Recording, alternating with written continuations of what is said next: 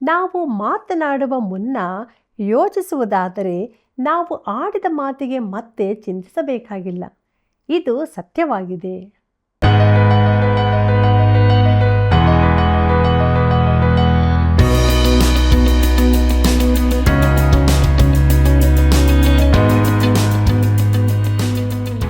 ಪ್ರೀತಿಯುಳ್ಳ ಸಹೋದರ ಸಹೋದರಿಯರೇ, ದೈವಾನ್ವೇಷಣೆ ಸತ್ಯವೇದ ಅಧ್ಯಯನ ಕಾರ್ಯಕ್ರಮಕ್ಕೆ ನಿಮ್ಮೆಲ್ಲರಿಗೂ ಪ್ರೀತಿಯ ಸುಸ್ವಾಗತ. ಪ್ರತ್ಯೇಕಿಸುವಿಕೆ ಅಂದರೆ ಏನು? ಇಂದಿನ ಜ್ಞಾನೋಕ್ತಿಗಳು ನಮಗೆ ಇದರ ಅರ್ಥವನ್ನು ತಿಳಿಸಲಿದೆ. ಅದಕ್ಕೆ ಮುಖ್ಯ ಈ ಸೇವೆಯ ಅಭಿವೃದ್ಧಿಗಾಗಿ ತಪ್ಪದೇ ಕರೆ ಮಾಡಿರಿ ಎಂದು ಕೇಳ್ಕೊಳ್ತಾ ಇದ್ದೇವೆ. ಯಾಕೆಂದರೆ ನಿಮ್ಮ ಅಮೂಲ್ಯವಾದ ಕರೆಗಳು ಈ ಸೇವೆಯನ್ನು ಅಭಿವೃದ್ಧಿಪಡಿಸ್ತದೆ. ಬಲ್ಲಿರಿ, ನಾವು ದೇವರಾತ್ಮನ ಹತೋಟಿಗೆ ಒಪ್ಪಿಸಿಕೊಟ್ಟು ನಮ್ಮ ಅಧ್ಯಯನವನ್ನು ಈಗ ಪ್ರಾರಂಭಿಸೋಣ. ಪ್ರಾರ್ಥನೆಯನ್ನು ಮಾಡೋಣ. ಕೃಪೆಯಲ್ಲಿ ಐಶ್ವರ್ಯವುಳ್ಳಂಥ ನಮ್ಮ ಸ್ವರ್ಗೀಯ ತಂದೆಯಾದ ದೇವ, ನಿನ್ನ ಪವಿತ್ರವಾದ ನಾಮಕ್ಕೆ ಅನಂತನಂತ ಸ್ತೋತ್ರವಾಗಲಿ. ನಮ್ಮ ಪ್ರೀತಿಯ ಬಾಂಧವರನ್ನು ಆಶೀರ್ವದಿಸ್ತಾ ಬರ್ತಾ ಇದ್ದೀಯ, ಅದಕ್ಕಾಗಿ ಸ್ತೋತ್ರ. ಹೌದು ಕರ್ತನೆ, ಜ್ಞಾನೋಕ್ತಿಗಳ ಪುಸ್ತಕದಲ್ಲಿ ಅನೇಕ ಆತ್ಮಿಕ ವಿಚಾರಗಳು, ಸತ್ಯಾಂಶಗಳು ನಮ್ಮ ಕಾಲಿಗೆ ದೀಪವಾಗಿದ್ದು ಮಾರ್ಗಕ್ಕೆ ಬೆಳಕನ್ನು ನೀಡುವಂಥದ್ದಾಗಿದೆ. ಈ ದಿನ ಕೂಡ ನೀನು ಮಾತನಾಡು ಸ್ವಾಮಿ. ಕೇಳಿಸಿಕೊಳ್ಳುವಂಥ ಕಿವಿಗಳನ್ನು, ಗ್ರಹಿಸುವಂಥ ಹೃದಯವನ್ನು ಕೊಟ್ಟು ಆಶೀರ್ವದಿಸು. ಯೇಸುವಿನ ಹೆಸರಿನಲ್ಲಿ ಬೇಡಿದ್ದೇವೆ, ಆಮೇನ್. ದೇವರು ಮನುಷ್ಯರನ್ನು ಸತ್ಯವಂತರನ್ನಾಗಿ ಸೃಷ್ಟಿಸಿದನು, ಅವರಾದರೂ ಬಹು ಯುಕ್ತಿಗಳನ್ನು ಕಲ್ಪಿಸಿಕೊಂಡಿದ್ದಾರೆ. ಪ್ರಸಂಗಿ 7ನೇ ಅಧ್ಯಾಯ 29ನೇ ವಚನ. ಕರ್ತನಲ್ಲಿ ಪ್ರೀತಿಯುಳ್ಳ ಸಹೋದರ ಸಹೋದರಿಯರೇ, ನಮ್ಮ ರಕ್ಷಕನಾದ ಯೇಸು ಕ್ರಿಸ್ತನ ಅತೀ ಪರಿಶುದ್ಧವುಳ್ಳ ನಾಮದಲ್ಲಿ ನಿಮ್ಮೆಲ್ಲರಿಗೂ ನನ್ನ ಹೃದಯಪೂರ್ವಕವಾದ ಪ್ರೀತಿಯ ವಂದನೆಗಳು. ದೇವರ ಪರಿಶುದ್ಧವುಳ್ಳ ನಾಮಕ್ಕೆ ಅನಂತ ಸ್ತೋತ್ರವನ್ನು ಸಲ್ಲಿಸುತ್ತಾ ಜ್ಞಾನೋಕ್ತಿಗಳು ಪುಸ್ತಕದ ಅಧ್ಯಯನದಲ್ಲಿ ನಾವು ಮುಂದೆ ಸಾಗುವಾಗ ಜ್ಞಾನೋಕ್ತಿಗಳು 18ನೇ ಅಧ್ಯಾಯದ ಧ್ಯಾನವನ್ನು ಪ್ರಾರಂಭಿಸೋಣ. ಕರ್ತನಲ್ಲಿ ಪ್ರಿಯರೇ, ಜ್ಞಾನವೆಂಬಾಕೆಯ ವಿದ್ಯಾಶಾಲೆಯನ್ನು ಪ್ರವೇಶಿಸಿದ ನಮ್ಮ ಯುವಕನು ಮುಂದುವರಿಯುತ್ತಾ ಇದ್ದಾನೆ. ನಾವು ಕೂಡ ಅವನ ಜೊತೆಗೆ ಸಾಗಿ ಈ ಜ್ಞಾನೋಕ್ತಿಗಳು ತಿಳಿಸುವ ಆತ್ಮೀಕ ಸತ್ಯಾಂಶಗಳನ್ನು ಕಲಿಯುವುದು ಒಳ್ಳೆಯದು. ಜ್ಞಾನೋಕ್ತಿಗಳು 18ನೇ ಅಧ್ಯಾಯ 1ನೇ ವಚನ ಹೀಗೆ ಹೇಳುತ್ತದೆ: ಜನರಲ್ಲಿ ಸೇರದವನು ಸ್ವೇಚ್ಛಾನುಸಾರ ನಡೆಯುತ್ತಾ ಸಮಸ್ತ ಸುಜ್ಞಾನಕ್ಕೂ ರೇಗುವನು ಎಂಬುದಾಗಿ. ಪ್ರೀತಿಯುಳ್ಳ ದೇವಜನರೇ, ಇದಕ್ಕೆ ಇನ್ನೊಂದು ಉಪಯುಕ್ತವಾದ ಭಾಷಾಂತರ ಈ ರೀತಿ ಇರುತ್ತದೆ. ಅದೇನೆಂದರೆ, ತನ್ನ ಸ್ವಂತ ಅಭಿಲಾಷೆಗಾಗಿ ಜನರಿಂದ ಪ್ರತ್ಯೇಕಿಸಿಕೊಂಡವನು ಎಲ್ಲ ಒಳ್ಳೆಯ ಜ್ಞಾನಕ್ಕೆ ರೇಗುವನು ಎಂಬುದಾಗಿ. ಪ್ರಿಯರೇ, ಇಲ್ಲಿನ ಮುಖ್ಯ ಅಂಶವು ಪ್ರತ್ಯೇಕಿಸುವಿಕೆಯಾಗಿದೆ. ಆದರೆ ಇದು ತಪ್ಪಾದ ರೀತಿಯ ಪ್ರತ್ಯೇಕಿಸುವಿಕೆಯಾಗಿದೆ. ಪ್ರಿಯರೇ, ಮಾನವರಲ್ಲಿನ ಬಹುಮುಖ್ಯವಾದ ವಿಭಾಗಿಸುವಿಕೆಯು ರಕ್ಷಿಸಲ್ಪಟ್ಟವರು ಹಾಗೂ ರಕ್ಷಿಸಲ್ಪಡದವರು ಎಂಬುದೇ ಆಗಿದೆ. ದೇವರ ದೃಷ್ಟಿಯ ವಿಭಾಗಿಸುವಿಕೆ ಇದೇ ಆಗಿದೆ. ಆತನು ನಮ್ಮ ಹಾಗೆ ಕಪ್ಪು, ಬಿಳಿ ಇತ್ಯಾದಿ ವಿಭಾಗಗಳನ್ನು ಮಾಡುವುದಿಲ್ಲ. ದೇವರ ವಾಕ್ಯವು ರಕ್ಷಿಸಲ್ಪಟ್ಟವರು ರಕ್ಷಿಸಲ್ಪಡದವರಿಂದ ಪ್ರತ್ಯೇಕವಾಗಿಸುವುದರ ಕುರಿತಾಗಿ ತಿಳಿಸುತ್ತದೆ. ಕೊರಿಂಥದವರಿಗೆ ಬರೆದಂಥ 2ನೇ ಪತ್ರಿಕೆ 6ನೇ ಅಧ್ಯಾಯ 17ನೇ ವಚನ ಹೀಗೆ ಹೇಳುತ್ತದೆ: ಅನ್ಯ ಜನರ ಮಧ್ಯದಲ್ಲಿಂದ ಹೊರಟು ಬಂದು ಪ್ರತ್ಯೇಕವಾಗಿರಿ, ಅಶುದ್ಧವಾದ ಯಾವುದನ್ನೂ ಮುಟ್ಟದಿರಿ ಎಂದು ಕರ್ತನು ಹೇಳುತ್ತಾನೆ ಎಂಬುದಾಗಿ. ಪ್ರಿಯರೇ, ತನ್ನ ಜನರು ಅಶುದ್ಧವಾದುದರಿಂದ ಪ್ರತ್ಯೇಕವಾಗಿರಬೇಕೆಂದು ದೇವರು ಸ್ಪಷ್ಟವಾಗಿ ತಿಳಿಸುತ್ತಾನೆ. ಆತನು ವಿಶೇಷವಾಗಿ ದೇವರಲ್ಲದವುಗಳ ಪೂಜೆ, ಅನೀತಿ ಹಾಗೂ ಅಸಹ್ಯ ಸಂಭಾಷಣೆಗಳ ಕುರಿತಾಗಿ ತಿಳಿಸುತ್ತಾನೆ. ಇವುಗಳಿಂದ ಪ್ರತ್ಯೇಕವಾಗಿರಬೇಕು, ಅಂದರೆ ಕೆಟ್ಟದರಿಂದ ದೂರವಾಗಿರುವಂಥದ್ದು. ಇದು ಅತೀ ಅವಶ್ಯವಾದದ್ದಾಗಿದೆ. ಕೆಲವರು ರಕ್ಷಿಸಲ್ಪಟ್ಟವರು ಇದನ್ನು ಅತಿರೇಕವಾಗಿ ಮಾಡಿ ಬೇರೆಯೇ ಗುಂಪುಗಳನ್ನು ಕಟ್ಟಿಕೊಳ್ಳುತ್ತಾರೆ. ಸತ್ಯವೇದದಲ್ಲಿ ಇಲ್ಲದ ತಮ್ಮದೇ ನಿಯಮಗಳನ್ನು ಮಾಡಿಕೊಳ್ಳುತ್ತಾರೆ. ಈ ನಿಯಮಗಳನ್ನು ಪಾಲಿಸುತ್ತಾ ತಾವು ಇತರ ವಿಶ್ವಾಸಿಗಳಿಂದ ಪ್ರತ್ಯೇಕವಾಗಿದ್ದು ದೇವರ ದೃಷ್ಟಿಯಲ್ಲಿ ವಿಶೇಷ ಜನರಾಗಿದ್ದೇವೆಂದು ನೆನೆಸುತ್ತಾರೆ. ತಾವು ಮೇಲ್ಮಟ್ಟದವರೆಂದು ಭಾವಿಸುತ್ತಾರೆ. ಆದರೆ ತಮ್ಮ ಜೀವಿತದಲ್ಲಿ ಅನೇಕ ಶಾರೀರಿಕ ಅಭಿಲಾಷೆಗಳಿಗೆ ಒಳಗಾಗುತ್ತಾರೆ. ಇದು ತಪ್ಪಾದ ಪ್ರತ್ಯೇಕಿಸುವಿಕೆಯಾಗಿದೆ. ಇನ್ನೊಂದು ಥರದ ಪ್ರತ್ಯೇಕತೆಯ ಗುಂಪು ರಕ್ಷಿಸಲ್ಪಡದವರಲ್ಲಿ ಇರುತ್ತದೆ. ಈ ಜ್ಞಾನೋಕ್ತಿಯಲ್ಲಿ ಇಂತಹ ಪ್ರತ್ಯೇಕಿಸುವಿಕೆ ಕುರಿತಾಗಿ ಹೇಳಿಯದೆ. ಈ ವ್ಯಕ್ತಿ ತನ್ನ ಸ್ವಂತ ಆನಂದಿಸುವಿಕೆಯಿಂದ ಪ್ರತ್ಯೇಕಿಸಿಕೊಂಡಿದ್ದಾನೆ. ಬುದ್ಧಿಪೂರ್ವಕವಾದ ಯಾವ ಮಾತಿಗೂ ಅವನು ಕಿವಿಗೊಡುವುದಿಲ್ಲ. ಯೂದನು ಇವರ ಕುರಿತಾಗಿ, ಇವರು ಭೇದಗಳನ್ನುಂಟು ಮಾಡುವವರು, ಪ್ರಾಕೃತ ಮನುಷ್ಯರು ದೇವರಾತ್ಮವಿಲ್ಲದವರೂ ಆಗಿರುತ್ತಾರೆ ಎಂಬುದಾಗಿ ತಿಳಿಸಿರುತ್ತಾನೆ. ಯೂದನ ಪತ್ರಿಕೆ 19ನೇ ಅಧ್ಯಾಯದಲ್ಲಿ ಇದನ್ನು ನಾವು ನೋಡುತ್ತೇವೆ. ಕರ್ತನಲ್ಲಿ ಪ್ರಿಯರೇ, ತಮ್ಮನ್ನು ಗದರಿಸುವುದರಿಂದ ಅವರು ದೂರವಾಗಿದ್ದು ತಮ್ಮದೇ ಆದ ಚಿಕ್ಕ ಗುಂಪನ್ನು ಕಟ್ಟಿಕೊಂಡು ಇತರರಿಗೆ ಅಸಹ್ಯವಾಗಿ ಮಾಡಿಕೊಳ್ಳುತ್ತಾರೆ. ಸಾಮಾನ್ಯವಾಗಿ ಅವರು ಧರ್ಮಭ್ರಷ್ಟರೇ ಆಗಿರುತ್ತಾರೆ. ತಮ್ಮನ್ನು ಸತ್ಯದಿಂದ ಪ್ರತ್ಯೇಕಿಸಿಕೊಳ್ಳುತ್ತಾರೆ. ಅವರು ಈ ಲೋಕದಲ್ಲಿ ದುಃಖವನ್ನೇ ಉಂಟುಮಾಡುವವರಾಗಿರುತ್ತಾರೆ. ಜ್ಞಾನೋಕ್ತಿಗಳು 18ನೇ ಅಧ್ಯಾಯ 2ನೇ ವಚನವನ್ನು ಗಮನಿಸಿರಿ. ಅಲ್ಲಿ ನಾವು ಹೀಗೆ ನೋಡುತ್ತೇವೆ: ಮೂಢನಿಗೆ ವಿವೇಕವು ಅನಿಷ್ಟ, ಸ್ವಭಾವವನ್ನು ಹೊರಪಡಿಸಿಕೊಳ್ಳುವುದೇ ಅವನಿಗಿಷ್ಟ ಎಂಬುದಾಗಿ. ಪ್ರೀತಿಯುಳ್ಳ ಸಹೋದರ ಸಹೋದರಿಯರೇ, ಒಬ್ಬರು ಪ್ರಾಧ್ಯಾಪಕರು ನನಗೆ ಜ್ಞಾನೋಕ್ತಿಗಳ ಸಂಗ್ರಹವೊಂದನ್ನು ಕಳಿಸಿಕೊಟ್ಟಿದ್ದರು. ಅದರಲ್ಲಿನ ಅನೇಕವು ನಮ್ಮ ಸತ್ಯವೇದದ ಜ್ಞಾನೋಕ್ತಿಗಳಿಗೆ ಹೊಂದಿಕೆಯಾಗುವಂತಿದ್ದವು.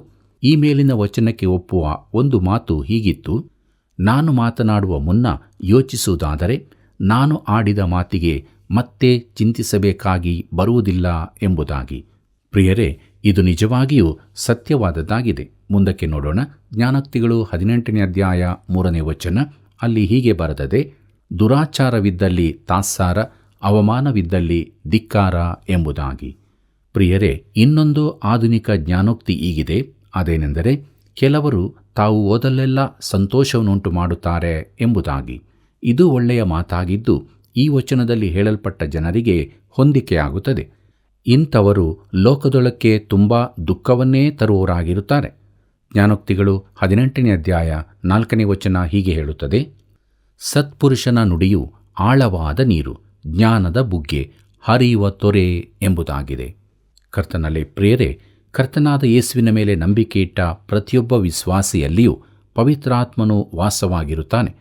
ಪರ್ಣಶಾಲೆಗಳ ಹಬ್ಬದ ಸಂದರ್ಭದಲ್ಲಿ ನೀರು ಹೊಯ್ಯಲ್ಪಡುವಾಗ ಯೇಸು ದೇವಾಲಯದಲ್ಲಿ ನಿಂತು ಹೀಗೆ ಹೇಳಿದನು: ಯಾವನಿಗಾದರೂ ನೀರಡಿಕೆಯಾಗಿದ್ದರೆ ಅವನು ತನ್ನ ಬಳಿಗೆ ಬಂದು ಕುಡಿಯಲಿ. ನನ್ನನ್ನು ನಂಬುವನ ಹೊಟ್ಟೆಯೊಳಗಿಂದ ಶಾಸ್ತ್ರದಲ್ಲಿ ಹೇಳಿರುವ ಪ್ರಕಾರ ಜೀವಕರವಾದ ನೀರಿನ ಹೊಳೆಗಳು ಹರಿಯುವವು ಎಂಬುದಾಗಿ. ಯೋಹಾನ ಬರೆದ ಸುವಾರ್ತೆ 7ನೇ ಅಧ್ಯಾಯ 37 ಮತ್ತು 38ನೇ ವಚನದಲ್ಲಿ ಇದನ್ನು ಓದುತ್ತೇವೆ. ಪ್ರಿಯರೇ, ಬಳಿಕ ಯೋಹಾನನು ನಮಗಾಗಿ ಅದರ ಅರ್ಥ ವಿವರಣೆಯನ್ನು ಹೀಗೆ ಕೊಡುತ್ತಾನೆ. ವಚನ 39 ಹೀಗೆ ಹೇಳುತ್ತದೆ: ಇದನ್ನು ಯೇಸು ತನ್ನನ್ನು ನಂಬಿದವರು ಹೊಂದಲಿರುವ ಪವಿತ್ರಾತ್ಮವರವನ್ನು ಕುರಿತು ಹೇಳಿದನು. ಆತನು ಇನ್ನೂ ತನ್ನ ಮಹಿಮೆಯ ಪದವಿಯನ್ನು ಹೊಂದದೇ ಇದ್ದ ಕಾರಣ ಪವಿತ್ರಾತ್ಮ ವರವು ಇನ್ನೂ ಬಂದಿದ್ದಿಲ್ಲ ಎಂಬುದಾಗಿ. ಪ್ರೀತಿಯುಳ್ಳ ದೇವಜನರೇ, ದೇವರ ಮಗುವು ಪವಿತ್ರಾತ್ಮನ ಶಕ್ತಿಯಿಂದ ಮಾತಾಡಲು ಕಲಿಯಬೇಕು. ದೇವರ ವಾಕ್ಯವನ್ನು ತಿಳಿಸುವುದರಲ್ಲಿ ಹಾಗೂ ದೇವರ ಕುರಿತಾಗಿ ಮಾತಾಡುವುದರಲ್ಲಿ ಇದು ಅತಿ ಅವಶ್ಯ. ಜ್ಞಾನೋಕ್ತಿಗಳು 18ನೇ ಅಧ್ಯಾಯ 5ನೇ ವಚನವನ್ನು ಗಮನಿಸಿರಿ. ಅಲ್ಲಿ ನಾವು ಹೀಗೆ ನೋಡುತ್ತೇವೆ: ದುಷ್ಟನಿಗೆ ಪ್ರಸನ್ನನಾಗಿ ಶಿಷ್ಟನಿಗೆ ನ್ಯಾಯ ತಪ್ಪಿಸುವುದು ಅಧರ್ಮ ಎಂಬುದಾಗಿ. ಪ್ರಿಯರೇ, ನೀತಿವಂತನನ್ನು ಬೀಳಿಸುವುದಕ್ಕಾಗಿ ಕೆಟ್ಟ ಇಲ್ಲವೇ ಅಧರ್ಮಿಯಾದವನೊಂದಿಗೆ ಸೇರಿಕೊಳ್ಳಬೇಡ. ಇದು ವೈಯಕ್ತಿಕವಾಗಿ ವ್ಯಕ್ತಿಗಳಿಗೆ ಅನ್ವಯಿಸುವಂತಾದು. ಇದು ದೇಶ ಜನಾಂಗಗಳಿಗೂ ಅನ್ವಯಿಸುತ್ತದೆಂದು ನಾನು ತಿಳಿಯುತ್ತೇನೆ. ನಮ್ಮ ರಾಷ್ಟ್ರವು ದುಷ್ಟ ರಾಷ್ಟ್ರಗಳೊಂದಿಗೆ ಸೇರಿಕೊಂಡಿದೆಯೋ ಎಂದು ನೋಡತಕ್ಕದ್ದು. ಪ್ರಿಯರೇ, ನಾವು ಅನೇಕ ಅನವಶ್ಯ ವಿಚಾರಗಳಲ್ಲಿ ತೂರಿಕೊಂಡು ತೊಂದರೆಗಳಿಗೆ ಸಿಕ್ಕಿಹಾಕಿಕೊಂಡಿದ್ದೇವೆ. ಈ ಜ್ಞಾನೋಕ್ತಿಗಳು ಪ್ರಾಯೋಗಿಕವಾಗಿದ್ದು ಜೀವಿತಕ್ಕೆ ನೇರವಾಗಿ ಸಂಬಂಧಿಸಿದವುಗಳಾಗಿವೆ. ಜ್ಞಾನೋಕ್ತಿಗಳು 18ನೇ ಅಧ್ಯಾಯ 6ನೇ ವಚನದಿಂದ 8ನೇ ವಚನದವರೆಗೆ ಗಮನಿಸಿರಿ. ಅಲ್ಲಿ ಹೀಗೆ ಬರೆದದೆ: ಜ್ಞಾನಹೀನನ ತುಟಿಗಳು ಜಗಳವನ್ನು ಹೂಡುತ್ತವೆ, ಅವನ ಬಾಯಿ ಪೆಟ್ಟು ತಿನ್ನುವುದಕ್ಕೆ ಕೂಗಿಕೊಳ್ಳುತ್ತದೆ. ಜ್ಞಾನಹೀನನಿಗೆ ಬಾಯಿ ನಾಶ, ತುಟಿಗಳು ಪಾಶ. ಚಾಡಿಕೋರನ ಮಾತುಗಳು ರುಚಿಯಾದ ತುತ್ತುಗಳು, ಹೊಟ್ಟೆಯೊಳಕ್ಕೆ ಇಳಿಯುವವು ಎಂಬುದಾಗಿ. ಕರ್ತನಲ್ಲಿ ಪ್ರಿಯರೇ, ಚಾಡಿಕೋರನ ಮಾತುಗಳು, ಪಿಸು ನುಡಿಯುವವನ ಮಾತುಗಳು ರುಚಿಯಾದ ತುತ್ತುಗಳಂತೆ ನೇರವಾಗಿ ಹೃದಯದೊಳಕ್ಕೆ ಇಳಿಯುತ್ತವೆ. ತಿರುಗಿ ನಾವು ಜ್ಞಾನಹೀನನ ಕುರಿತಾಗಿ ನೋಡುತ್ತೇವೆ. ನಾವು ಯಾರನ್ನೂ ಜ್ಞಾನಹೀನನೆಂದು ಕರೆಯಬಾರದೆಂದು ಕರ್ತನಾದ ಯೇಸು ಹೇಳಿದ್ದಾನೆ. ಮತ್ತಾಯನ ಬರೆದ ಸುವಾರ್ತೆ 5ನೇ ಅಧ್ಯಾಯ 22ನೇ ವಚನವನ್ನು ನೀವು ಓದಿಕೊಳ್ಳಬೇಕಾಗಿ ಕೇಳಿಕೊಳ್ಳುತ್ತೇನೆ. ಪ್ರಿಯರೇ, ದೇವರು ಕೆಲವರನ್ನು ಮೂರ್ಖರೆಂದು ಕರೆಯುತ್ತಾನೆ. ಯಾಕೆಂದರೆ ಆತನು ಅವರನ್ನು ಚೆನ್ನಾಗಿ ಬಲ್ಲನು. ಬುದ್ಧಿಹೀನನು ತೊಂದರೆಗಳ ಮೂಲನೆಂದು ನಾವು ನೋಡುತ್ತೇವೆ. ಯಾವಾಗಲೂ ಜಗಳಗಳನ್ನು ಹುಟ್ಟಿಸುವವನು, ದೂರು ಹೇಳುವವನು, ತಪ್ಪು ಹುಡುಕುವವನೂ ಆಗಿದ್ದಾನೆ. ಇದಕ್ಕೆ ಸಮಾನವಾದ ಆಧುನಿಕ ಜ್ಞಾನೋಕ್ತಿ ಹೀಗಿದೆ: ವಿವೇಚನೆ ಉಳ್ಳವನಾಗಿರು ಎಂಬುದಾಗಿ ನೋಡುವಾಗ ದೂರು ಹೇಳಲು ಎಲ್ಲರಿಗೂ ಬರುತ್ತದೆ, ಆದರೆ ಶುಭನುಡಿಗಳನ್ನು ಹೇಳಲು ಕೆಲವರಿಗೆ ಮಾತ್ರ ಬರುತ್ತದೆ. ಜೇನ್ನೊಣವನ್ನು ಜೇನಿನ ತಯಾರಿಗಾಗಿ ಹೊಗಳುವವರು ಕಡಿಮೆ, ಆದರೆ ಎಲ್ಲರೂ ಅದರ ಕಡಿತಕ್ಕಾಗಿ ದೂರುತ್ತಾರೆ. ಎಷ್ಟು ಸತ್ಯವಾದದ್ದು ಅಲ್ಲವೇ? ಜ್ಞಾನೋಕ್ತಿಗಳು 18ನೇ ಅಧ್ಯಾಯ 10ನೇ ವಚನ ಹೀಗೆ ಹೇಳುತ್ತದೆ: ಯೆಹೋವನ ನಾಮವು ಬಲವಾದ ಬುರುಜು, ಶಿಷ್ಟನು ಅದರೊಳಕ್ಕೆ ಓಡಿ ಹೋಗಿ ಭದ್ರವಾಗಿರುವನು ಎಂಬುದಾಗಿ. ಕರ್ತನಲ್ಲಿ ಪ್ರಿಯರೇ, ಯೆಹೋವ ಎಂಬ ಹೆಸರು ಕರ್ತನಾದ ಯೇಸು ಕ್ರಿಸ್ತನ ನಾಮವೇ ಆಗಿದೆ. ಆತನು ಜನರನ್ನು ಅವರ ಪಾಪಗಳಿಂದ ಬಿಡಿಸುವವನಾದ್ದರಿಂದ ಅವನಿಗೆ ಯೇಸು ಎಂಬ ಹೆಸರಿದೆ. ಆತನು ಅಭಿಷಿಕ್ತನಾದ್ದರಿಂದ ಕ್ರಿಸ್ತನು ಎಂದು ಕರೆಯಲ್ಪಟ್ಟಿದ್ದಾನೆ. ಆತನು ನಮ್ಮ ಜೀವಿತದ ಹಾಗೂ ರಕ್ಷಣೆಯ ಒಡೆಯನಾಗಿದ್ದಾನೆ. ಕರ್ತನು ಬಲವಾದ ಬುರುಜು ಆಗಿದ್ದಾನೆ. ನೀನು ಅದರೊಳಕ್ಕೆ ಓಡಿ ಹೋಗಿ ಪೂರ್ಣ ಭದ್ರನಾಗಿರಬಹುದು. ಈ ವಚನವನ್ನು ಮಕ್ಕಳೊಂದಿಗೆ ಮಾತಾಡುವಾಗ ಉಪಯೋಗಿಸುತ್ತೇವೆ. ಅದು ಭದ್ರತೆಯ ವಿಚಾರ ತಿಳಿಸುತ್ತದೆ. ಆತನ ಕೈಯೊಳಗಿಂದ ಯಾರೂ ನಮ್ಮನ್ನು ಕಸಕೊಳ್ಳಲಾರರು. ಇದು ಎಂಥ ಅದ್ಭುತ ಚಿತ್ರಣ ನೋಡಿರಿ. ಜ್ಞಾನೋಕ್ತಿಗಳು 18ನೇ ಅಧ್ಯಾಯ 11ನೇ ವಚನ ಹೀಗೆ ಹೇಳುತ್ತದೆ: ಧನವಂತನು ತನ್ನ ಐಶ್ವರ್ಯವನ್ನು ಬಲವಾದ ಕೋಟೆಯೆಂದೂ ಎತ್ತರವಾದ ಗೋಡೆಯೆಂದೂ ಭಾವಿಸಿಕೊಳ್ಳುತ್ತಾನೆ ಎಂಬುದಾಗಿ. ಪ್ರೀತಿಯುಳ್ಳ ಸಹೋದರ ಸಹೋದರಿಯರೇ, ಇಸ್ರಾಯೇಲ್ ಜನಾಂಗಕ್ಕೂ ಸಭೆಗೂ ಮೂಲವಾದ ವ್ಯತ್ಯಾಸವಿದೆ ಎಂಬುದನ್ನು ನಾವು ತಿಳಿದುಕೊಳ್ಳತಕ್ಕದ್ದು. ದೇವರು ಇಸ್ರಾಯೇಲ್ಯರಿಗೆ ಕೊಟ್ಟ ವಾಗ್ದಾನಗಳ ಲೌಕಿಕ ಐಶ್ವರ್ಯವೂ ಒಂದಾಗಿದೆ. ಆದರೆ ನಮಗೆ ಆತನು ಆ ವಾಗ್ದಾನ ನೀಡಲಿಲ್ಲ. ಅವರ ಕಣಜ ತುಂಬಿರುತ್ತದೆಂದು ದೇವರು ಹೇಳಿದ್ದನು, ಅದರಂತೆಯೇ ಆತನು ಮಾಡಿದ್ದನು. ಶಿಕ್ಷೆಯ ರೂಪದಲ್ಲಿ ಅವರ ಐಶ್ವರ್ಯವನ್ನು ತೆಗೆದು ಬಿಡುತ್ತೇನೆಂದೂ ಆತನು ಹೇಳಿದ್ದಾನೆ. ಕರ್ತನಲ್ಲಿ ಪ್ರಿಯರೇ, ಸಭೆ ಎಂಬುದು ಇಸ್ರಾಯೇಲ್ಯರ ಮುಂದುವರಿದ ಭಾಗವಲ್ಲ. ಆದರೆ ಕೆಲವರು ಆ ರೀತಿಯಾಗಿ ಪ್ರಸಂಗಿಸುತ್ತಾರೆ. ಸಭೆಯು ಯಹೂದ್ಯರ ಪ್ರತಿರೂಪವಲ್ಲ, ಆದರೆ ಅನೇಕ ಹೋಲಿಕೆಗಳಿರುವುದರಿಂದ ನಾವು ಒಂದನ್ನೊಂದು ಹೋಲಿಸಿ ಮಾತನಾಡಬಹುದು. ಆದರೆ ವ್ಯತ್ಯಾಸಗಳು ತುಂಬ ಇವೆ. ಸಭೆಗೆ ಲೌಕಿಕ ಐಶ್ವರ್ಯದ ವಾಗ್ದಾನವು ಕೊಡಲ್ಪಟ್ಟಿಲ್ಲ. ದೇವರು ವಿಶ್ವಾಸಿಗಳಾದ ನಮಗೆ ಪರಲೋಕದಲ್ಲಿನ ಸಕಲ ಆತ್ಮೀಯ ವರಗಳನ್ನು ಅನುಗ್ರಹಿಸಿದ್ದಾನೆ ಎಂಬುದಾಗಿ ಎಫೆಸದವರಿಗೆ ಬರೆದ ಪತ್ರಿಕೆ 1ನೇ ಅಧ್ಯಾಯ 3ನೇ ವಚನದಲ್ಲಿ ನೋಡುತ್ತೇವೆ. ಪ್ರಿಯರೇ, ದೇವರ ಮಗುವಿಗೆ ಭದ್ರತೆಯ ಅಗತ್ಯವಿದೆ. ಅವನು ಬಲವಾದ ಬುರುಜಿನಲ್ಲಿರಬೇಕಿದೆ. ಈ ಎತ್ತರವಾದ ಕೋಟೆಗಳುಳ್ಳ ಬಲವಾದ ಪಟ್ಟಣದೊಳಗೆ ಅವನು ಇರಬೇಕಿದೆ. ಅದು ಯಾವುದು? ಅದು ದೇವರ ವಾಕ್ಯದ ಜ್ಞಾನವೇ ಆಗಿದೆ. ನಾವು ಕಠಿಣವಾದ ಕಾಲಗಳಲ್ಲಿದ್ದು ಪರೀಕ್ಷೆಗಳನ್ನೆದುರಿಸಬೇಕಾಗಿದೆ ಎಂಬುದನ್ನು ಮರೆಯಬಾರದು. ಪ್ರಿಯರೇ, ದೇವರ ವಾಕ್ಯದ ಜ್ಞಾನವು ನಮಗೆ ಎಷ್ಟು ಅವಶ್ಯ! ಈ ವಾಕ್ಯದ ಅಭ್ಯಾಸದ ತರಗತಿಗಳನ್ನು ತಪ್ಪಿಸಿಕೊಳ್ಳಬೇಡಿರಿ. ಅವುಗಳಲ್ಲಿ ಬೆಲೆ ಹೆಚ್ಚು ಕಾಣದಿರಬಹುದು, ಆದರೆ ಅದು ಮೇಲ್ಮಟ್ಟದಲ್ಲಿ ಮಾತ್ರ. ಆಳವಾಗಿ ಅಗೆದು ನೋಡಿರಿ. ಪ್ರಿಯ ಸ್ನೇಹಿತನೇ, ದೇವರ ವಾಕ್ಯ ಓದುವುದನ್ನು ಅಭ್ಯಾಸ ಮಾಡು. ತಿಳಿಯದಿದ್ದರೆ ಪುನೊಮ್ಮೆ ಓದು, ಮತ್ತೊಮ್ಮೆ ಓದು. ಆಗಲೂ ನಿನಗೆ ಅರ್ಥವಾಗದಿದ್ದರೆ ಕರ್ತನ ಬಳಿಗೆ ಹೋಗಿ ನಿನಗದು ತಿಳಿಯುವುದಿಲ್ಲವೆಂದು ಯಥಾರ್ಥವಾಗಿ ಹೇಳಿಕೋ. ನಿನಗೆ ಸಹಾಯ ಮಾಡಲು ಕೇಳಿಕೋ. ದೇವರ ಆತ್ಮನು ನಮ್ಮ ಬೋಧಕನಾಗಿದ್ದಾನೆ. ಇದನ್ನು ನಾನು ಹೇಳಬಲ್ಲೆ, ಯಾಕೆಂದರೆ ದೇವರ ವಾಕ್ಯವನ್ನು ಅರ್ಥ ಮಾಡಿಕೊಳ್ಳುವ ವಿಚಾರದಲ್ಲಿ ಆತನೆಂದೂ ನನ್ನನ್ನು ಬಿಟ್ಟು ಹಾಕಲಿಲ್ಲ. ಜ್ಞಾನೋಕ್ತಿಗಳು 18ನೇ ಅಧ್ಯಾಯ 13ನೇ ವಚನ ಹೀಗೆ ಹೇಳುತ್ತದೆ: ಗಮನಿಸದೆ ಉತ್ತರ ಕೊಡುವವನು ಮೂರ್ಖನೆಂಬ ಅವಮಾನಕ್ಕೆ ಗುರಿಯಾಗುವನು ಎಂಬುದಾಗಿ. ಪ್ರಿಯರೇ, ಅನೇಕರು ಪರಿಸ್ಥಿತಿಗಳನ್ನು, ವ್ಯಕ್ತಿಗಳನ್ನು, ಸಮಸ್ಯೆಗಳನ್ನು ಸರಿಯಾಗಿ ತಿಳುಕೊಳ್ಳದೆಯೇ ತೀರ್ಪು ಮಾಡಿಬಿಡುತ್ತಾರೆ. ನಮ್ಮ ಅಭಿಪ್ರಾಯಗಳನ್ನು ನಾವು ಹೇಳುವ ಮೊದಲು ನಾವು ಪರಿಸ್ಥಿತಿಯನ್ನು ಚೆನ್ನಾಗಿ ತಿಳುಕೊಳ್ಳುವುದು ಎಷ್ಟೋ ಅಗತ್ಯವಾಗಿದೆ. ಜ್ಞಾನೋಕ್ತಿಗಳು 18ನೇ ಅಧ್ಯಾಯ 14ನೇ ವಚನವನ್ನು ಗಮನಿಸಿರಿ. ಅಲ್ಲಿ ನಾವು ಹೀಗೆ ನೋಡುತ್ತೇವೆ: ಆತ್ಮವು ವ್ಯಾಧಿಯನ್ನು ಸಹಿಸಬಲ್ಲದು, ಆತ್ಮವೇ ನೊಂದರೆ ಸಹಿಸುವವರು ಯಾರು ಎಂಬುದಾಗಿ. ಪ್ರೀತಿಯುಳ್ಳ ದೇವಜನರೇ, ನಮ್ಮ ಕಾಲು ತುಂಡಾದರೆ ನಾವು ಅದರಿಂದ ಗುಣ ಹೊಂದಬಹುದು, ಆದರೆ ನಮ್ಮ ಆತ್ಮವು ಮುರಿದರೆ ಪೂರ್ಣ ಕುಗ್ಗಿ ಹೋಗುತ್ತೇವೆ. ಇಂತಹ ಸಮಯಗಳಲ್ಲಿ ದೇವರು ಮಾತ್ರ ನಮ್ಮನ್ನು ಉತ್ತೇಜಿಸಬಲ್ಲನು. ನೆಹೆಮೀಯನು ಇಸ್ರಾಯೇಲ್ಯರನ್ನು ನೋಡಿಕೊಳ್ಳುತ್ತಿದ್ದ ಕಾಲದಲ್ಲಿ ಗೋಡೆಗಳನ್ನು ಕಟ್ಟಿ ಮುಗಿದಿದ್ದರೂ ಅವನು ದೇವರ ವಾಕ್ಯವನ್ನು ಕೇಳಿರಲಿಲ್ಲ. ಆದರೆ ದೇವರ ವಾಕ್ಯವು ಅವರಿಗೆ ಓದಲ್ಪಟ್ಟಾಗ ತಾವು ದೇವರಿಂದ ಎಷ್ಟು ದೂರವಿದ್ದೇವೆಂದು ಅವರು ತಿಳುಕೊಂಡರು ಮತ್ತು ಪಶ್ಚಾತ್ತಾಪದಿಂದ ಮರುಗಿದರು. ಅದು ಹರ್ಷಪಡಬೇಕಾದ ಸಮಯವಾದ್ದರಿಂದ ಅವರು ಅಳಬಾರದೆಂದು ನೆಹೆಮೀಯನು ಅವರಿಗೆ ತಿಳಿಸಿದನು. ಯೆಹೋವನ ಆನಂದವೇ ನಿಮ್ಮ ಆಶ್ರಯ ಎಂದು ಅವನು ಹೇಳಿದನು. ನೆಹೆಮೀಯನ ಪ್ರವಾದನೆ ಗ್ರಂಥ 8ನೇ ಅಧ್ಯಾಯ 10ನೇ ವಚನದಲ್ಲಿ ಇದನ್ನು ನಾವು ನೋಡುತ್ತೇವೆ. ಪ್ರಿಯರೇ, ದೇವರ ಆನಂದವೇ ನಮ್ಮ ಬಲವೆಂಬುದನ್ನು ನಾವು ತಿಳುಕೊಳ್ಳುವುದು ಎಷ್ಟು ಅವಶ್ಯವಾಗಿದೆ. ಒಮ್ಮೆ ಒಬ್ಬರು ಸಭಾಪಾಲಕರ ಮನೆಯಲ್ಲಿ ವಾಕ್ಯಾಭ್ಯಾಸ ಮಾಡುತ್ತಿರುವಾಗ ಎದುರಿನ ಗೋಡೆಯಲ್ಲಿ ಈ ವಾಕ್ಯ ಭಾಗ ನನ್ನ ಕಣ್ಣಿಗೆ ಬಿತ್ತು. ಸಂತೋಷವೆಂಬುದು ಯಜಮಾನನು ಮನೆಯಲ್ಲಿರುವಾಗ ಹಾರಾಡುವ ಧ್ವಜವಾಗಿದೆ ಎಂಬುದಾಗಿ. ಪ್ರಿಯರೇ, ಇದು ನನಗೆ ಇಷ್ಟವಾಯಿತು. ನನ್ನ ಜೀವಿತದ ಮೊದಲ ಆದ್ಯತೆ ಕ್ರಿಸ್ತನಾಗಿರುವಾಗ, ಆತನಿಗೆ ಮುಖ್ಯ ಸ್ಥಾನ ಕೊಡಲ್ಪಟ್ಟಾಗ ನಾವು ಈ ದಿನಗಳಲ್ಲಿ ಕೇಳುವ ಕುಗ್ಗಿದ ಹೃದಯ ನಿನ್ನಲ್ಲಿರುವುದಿಲ್ಲ. ದೇವರಿಗೆ ಪ್ರಥಮ ಸ್ಥಾನ ಕೊಡು.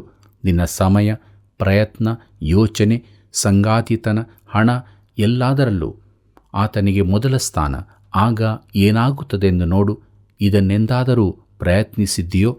ಪ್ರಿಯರೇ, ನಮ್ಮನ್ನು ನಾವು ಪರೀಕ್ಷಿಸಿಕೊಳ್ಳೋಣವೇ? ದೇವರಿಗೆ ಪ್ರಥಮ ಸ್ಥಾನವನ್ನು ಕೊಟ್ಟು ನಮ್ಮ ಜೀವಿತದಲ್ಲಿ ಮುಂದೆ ಸಾಗೋಣ.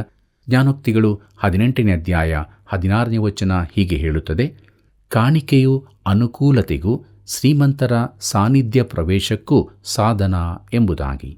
ಪ್ರೀತಿಯುಳ್ಳ ದೇವಜನರೇ, ಇದನ್ನು ಸರಿಯಾಗಿ ಗಮನಿಸಿರಿ. ಕೆಲವರು ಇದನ್ನು ಜ್ಞಾನೋಕ್ತಿಗಳು 25ನೇ ಅಧ್ಯಾಯ 14ನೇ ವಚನದೊಂದಿಗೆ ಹೋಲಿಸಿ ದೇವರ ವಾಕ್ಯದಲ್ಲಿ ವಿರೋಧಾಭಿಪ್ರಾಯಗಳಿವೆ ಎಂದು ಟೀಕಿಸುತ್ತಾರೆ. ಆದರೆ ಆ ಅಧ್ಯಾಯಕ್ಕೆ ನಾವು ಬರುವಾಗ ಅದು ಕೇವಲ ವ್ಯತ್ಯಾಸವನ್ನು ಹೇಳಿದೆ ಹೊರತು ವಿರೋಧಾಭಿಪ್ರಾಯವಲ್ಲವೆಂದು ತಿಳಿಯುತ್ತದೆ. ಕರ್ತನಲ್ಲಿ ಪ್ರಿಯರೇ, ಈ ವಚನವು ವರಗಳ ಕುರಿತಾಗಿ ಮಾತಾಡುತ್ತದೆ. ಪ್ರತಿ ವಿಶ್ವಾಸಿಯು ಕ್ರಿಸ್ತನಲ್ಲಿ ವರವನ್ನು ಹೊಂದಿದ್ದಾನೆಂದು ನಾನು ನಂಬುತ್ತೇನೆ. ಜ್ಞಾನೋಕ್ತಿಗಳು 18ನೇ ಅಧ್ಯಾಯ 21ನೇ ವಚನವನ್ನು ಗಮನಿಸಿರಿ. ಅಲ್ಲಿ ಹೀಗೆ ಬರೆದದೆ: ಜೀವನ ಮರಣಗಳು ನಾಲಿಗೆಯ ವಶ, ವಚನ ಪ್ರಿಯರು ಅದರ ಫಲವನ್ನು ಅನುಭವಿಸುವರು ಎಂಬುದಾಗಿ.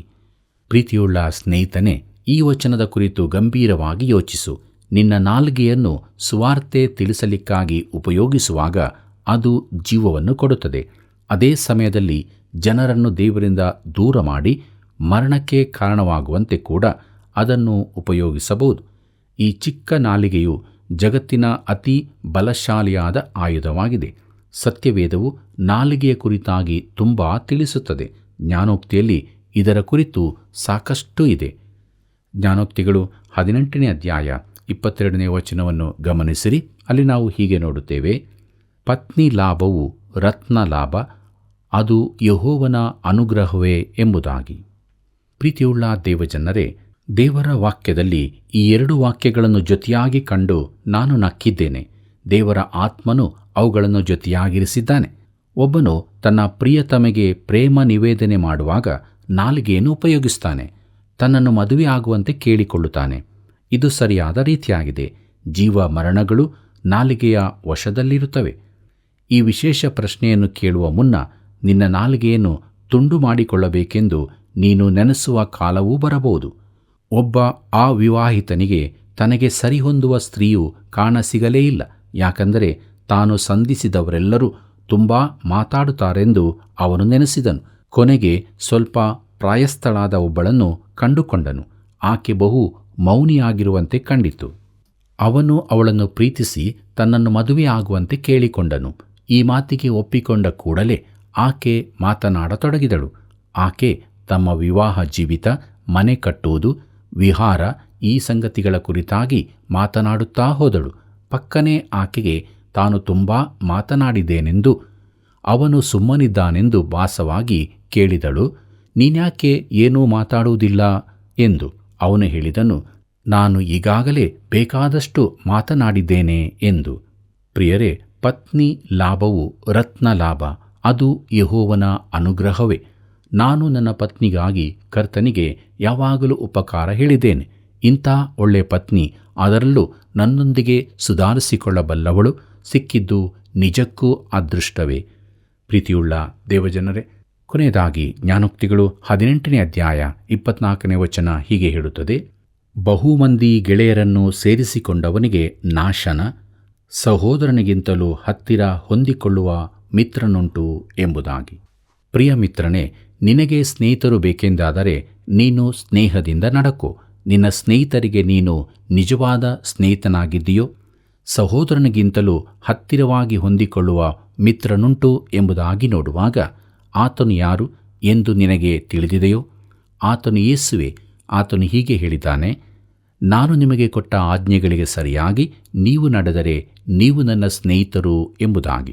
ಯೋಹಾನ ಬರೆದ ಸುವಾರ್ತೆ 15ನೇ ಅಧ್ಯಾಯ 14ನೇ ವಚನದಲ್ಲಿ ಇದನ್ನು ನಾವು ನೋಡುತ್ತೇವೆ.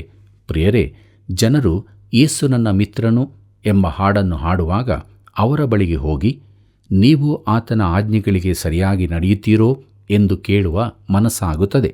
ಪ್ರಿಯ ಮಿತ್ರನೇ, ನೀನು ಆತನಿಗೆ ವಿಧೇಯನಾಗಿಲ್ಲದಿದ್ದರೆ ನೀನು ಆತನ ಮಿತ್ರನಲ್ಲವೆಂದು ನಾನು ಭಾವಿಸುತ್ತೇನೆ.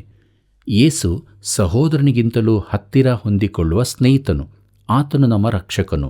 ನಮಗಾಗಿ ಸಾಯುವಷ್ಟರ ಮಟ್ಟಿಗೆ ನಮ್ಮನ್ನು ಪ್ರೀತಿಸಿದನು. ಮತ್ತಾಯನ ಬರೆದ ಸುವಾರ್ತೆ 28ನೇ ಅಧ್ಯಾಯ 20ನೇ ವಚನದಲ್ಲಿ ಆತನು ಹೀಗೆ ಹೇಳಿದ್ದಾನೆ, ನೋಡಿರಿ, ನಾನು ಯುಗದ ಸಮಾಪ್ತಿಯವರೆಗೂ ಎಲ್ಲಾ ದಿವಸ ನಿಮ್ಮ ಸಂಗಡ ಇರುತ್ತೇನೆ ಎಂಬುದಾಗಿ. ಇಬ್ರಿಯರಿಗೆ ಬರೆದ ಪತ್ರಿಕೆ 13ನೇ ಅಧ್ಯಾಯ 5ನೇ ವಚನದಲ್ಲಿ ಹೀಗೆ ನೋಡುತ್ತೇವೆ, ನಾನು ನಿನ್ನನ್ನು ಎಂದಿಗೂ ಕೈಬಿಡುವುದಿಲ್ಲ, ಎಂದಿಗೂ ತೊರೆಯುವುದಿಲ್ಲ ಎಂದು ಆತನು ಹೇಳಿದ್ದಾನೆ. ಯೋಹಾನ ಬರೆದ ಸುವಾರ್ತೆ 14ನೇ ಅಧ್ಯಾಯ 3ನೇ ವಚನದಲ್ಲಿ ಹೀಗೆ ಬರೆದದೆ, ನಾನು ಹೋಗಿ ನಿಮಗೆ ಸ್ಥಳವನ್ನು ಸಿದ್ಧ ಮಾಡಿದ ಮೇಲೆ ತಿರುಗಿ ಬಂದು ನಿಮ್ಮನ್ನು ಕರಕೊಂಡು ಹೋಗಿ ನನ್ನ ಬಳಿಗೆ ಸೇರಿಸಿಕೊಳ್ಳುವೆನು, ಯಾಕಂದರೆ ನಾನಿರುವ ಸ್ಥಳದಲ್ಲಿ ನೀವು ಸಹ ಇರಬೇಕು ಎಂಬುದಾಗಿ. ಪ್ರಿಯರೇ, ಈ ವ್ಯವಸ್ಥೆಯನ್ನು ನಾವು ಇದಕ್ಕಿಂತ ಹೆಚ್ಚು ಉತ್ತಮಪಡಿಸಲು ಸಾಧ್ಯವಿಲ್ಲ. ನಮಗೆ ಸಹೋದರನಿಗಿಂತ ಹೆಚ್ಚು ಹತ್ತಿರವಾಗಿ ಹೊಂದಿಕೊಳ್ಳುವ ಒಬ್ಬ ಮಿತ್ರನಿದ್ದಾನೆ. ಆತನು ಯೇಸು ಕ್ರಿಸ್ತನೇ ಆಗಿದ್ದಾನೆ. ಪ್ರೀತಿಯುಳ್ಳ ಸಹೋದರ ಸಹೋದರಿಯರೇ, ನಮ್ಮ ಮಿತ್ರನು ಯೇಸು ಕ್ರಿಸ್ತನೇ ಆಗಿರುವುದಾದರೆ ನಾವು ಯಾವಾಗಲೂ ಆತನು ನಮಗೆ ಕೊಟ್ಟಂಥ ಆ ರಕ್ಷಣೆಯ ಸಂತೋಷದಲ್ಲಿ ಇರುತ್ತೇವೆ ಮತ್ತು ನಿತ್ಯ ಜೀವದ ನಿರೀಕ್ಷೆಯ ಜೀವಿತ ನಮ್ಮದಾಗುತ್ತದೆ. ಆತನಿಲ್ಲದಿದ್ದರೆ ನಮ್ಮ ಜೀವಿತ ದುಃಖಮಯವಾಗಿ ಅಂತ್ಯ ನಾಶನವಾಗಿರುತ್ತದೆ. ಆದ್ದರಿಂದ ಇಂದೇ ಯೇಸು ಕ್ರಿಸ್ತನನ್ನು ಸ್ವಂತ ರಕ್ಷಕನನ್ನಾಗಿ ಅಂಗೀಕಾರ ಮಾಡಿಕೊಂಡು ಆತನೊಂದಿಗೆ ಜೀವಿಸೋಣ.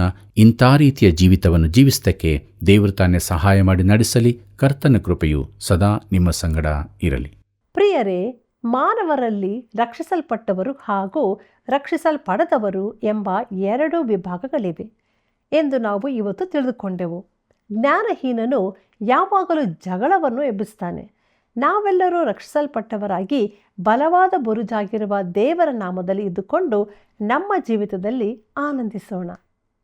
ಪ್ರಿಯ ವೀಕ್ಷಕರೇ, ದೇವರ ವಾಕ್ಯ ಅಧ್ಯಯನವು ಎಷ್ಟೊಂದು ಆಶೀರ್ವಾದದಾಯಕವಾಗಿತ್ತು ಅಲ್ವೇ? ಇತರರು ಕೂಡ ದೇವರ ಪ್ರೀತಿಯನ್ನು ಅರ್ಥಕೊಳ್ಳಲು ಈ ಕಾರ್ಯಕ್ರಮದ ಅಭಿವೃದ್ಧಿಗಾಗಿ ಹಿಂದೆ ಕರೆ ಮಾಡಿರಿ. ಮತ್ತೆ ಸಂಧಿಸೋಣ. ವಂದನೆಗಳು.